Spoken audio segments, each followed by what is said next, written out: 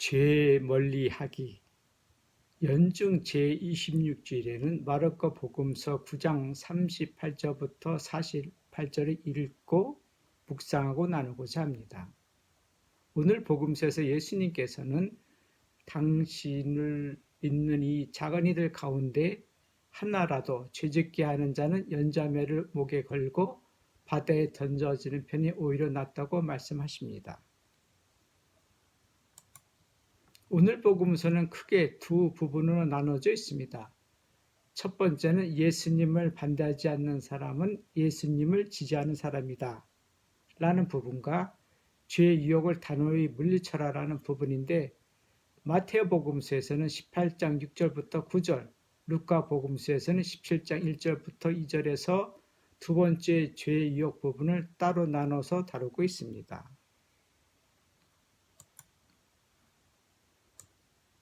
남을 죄짓게 하다라는 표현은 걸림돌이 되게 하다라는 다른 표현이 있습니다.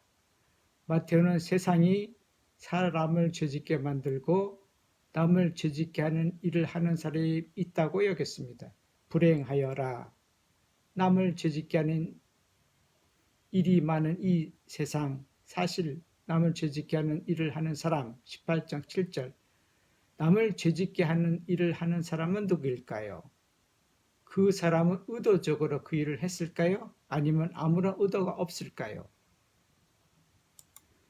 제가 캘리포니아 버클리에서 신학 공부할 때, 그 당시 버클리에는 ESA 공동체가 10개 정도인데 작은 공동체는 5명 정도, 큰 공동체는 20명 정도가 함께 살고 있었습니다. 보통 주중에는 신학 공부를 하고 주말에는 사도직 하러 나갑니다. 주말에는 새벽부터 세탁기에 빨래 넣고 건조기에 빨래 말리고 다라미로 옷 다려입는 사람들로 세탁 쓰는 기계 돌아가는 소리, 들락날락 하는 사람들 소리로 시끌벅적하였습니다.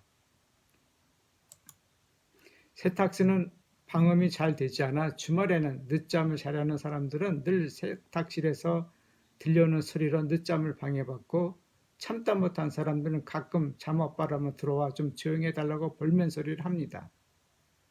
세탁기와 건조기와 다래미가 공동체 전체가 사용하기 때문에 각 개인은 사용하기 전으로 남을 배려해야 하는데, 세탁기와 건조기에 빨래가 그대로 들어있거나 다라미가 세탁실에 사라져 개인 방으로 들어갑니다. 그럴 때마다 각 방을 두드려 다림을 찾아 나섭니다. 오늘날 공동체 전체 모임에서 원장 신부님이 수도자는 자기 외모에 관하여 무관심할 필요가 있다는 요지로 말씀을 하시더군요. 그 말씀은 젊은 남자가 수도 생활을 한다는 자체가 여성들에게 매력적으로 보일 수 있고, 그런 남자가 외모를 꾸민다면 더 매력적으로 보일 수 있다. 그럼으로써 우리는 알게 모르게 여성들을 죄짓게 할 수 있다. 우리 수도자들은 자기 외모에 관하여 남이 죄짓지 않도록 무관심할 필요가 있다. 원장 신부님 말씀 이후로 공동체에서는 다려입지 않는 바지와 셔츠를 입고 사도직에 나가는 수사들이 늘어나기 시작했습니다. 오늘 복음서에서 남을 죄짓게 하는 사람은 의도적일 수도 있고 또는 그런 의도 없이 죄짓게 할 수 있습니다. 남을 부추겨 죄짓게 하는 사람은 민법상, 형법상 교사죄에 해당합니다.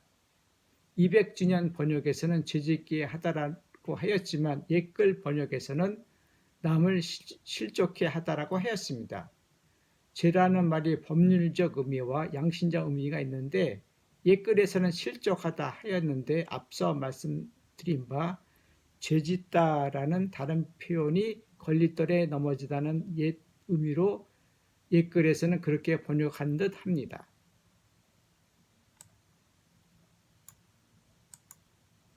죄에 대한 뜻 풀이도 진나라 이전과 이후가 다르고 지역에 따라 다르지만 오늘날 대부분은 법률상 죄와 양심적 죄를 말합니다.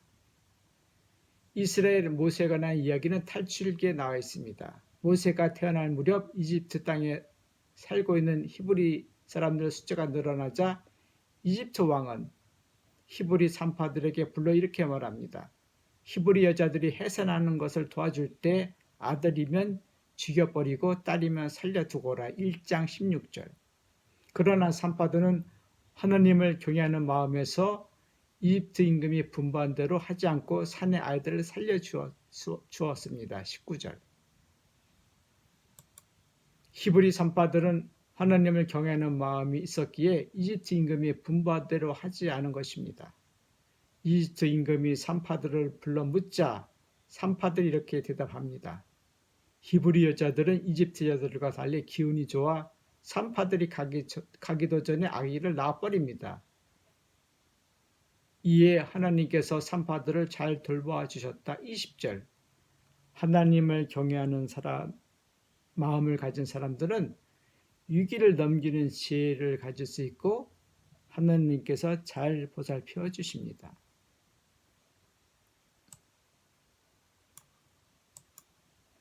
법률적 의미의 죄를 뛰어넘는 경지는 하나님을 경외하는 마음입니다. 양심적 죄는 죄의식과 죄책감으로 나타납니다. 죄의식은 자신에게 죄가 있다는 생각이고 자책감은 자신이 지은 죄에 대하여 자기 자신을 학대하는 것입니다. 엄격한 율법주의로 교육받은 사도 바오로는 죄의식과 죄책감이 컸던 사람입니다.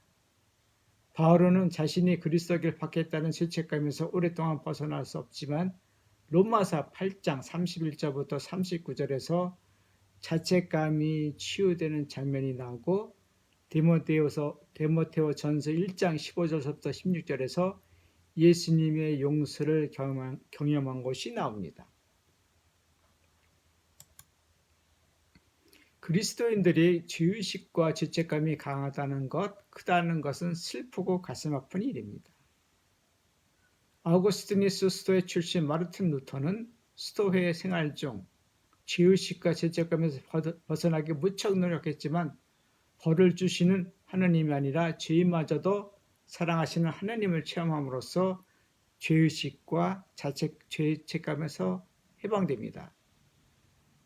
중세 최고의 지성인 도미니코 스토의 토마스 아퀴나스도 신학대전 집필 중 하느님의 영광의 신비를 묵상하던 중 펠릭스 꿀파 복된 죄여라 하며 집필을 마무리 짓습니다.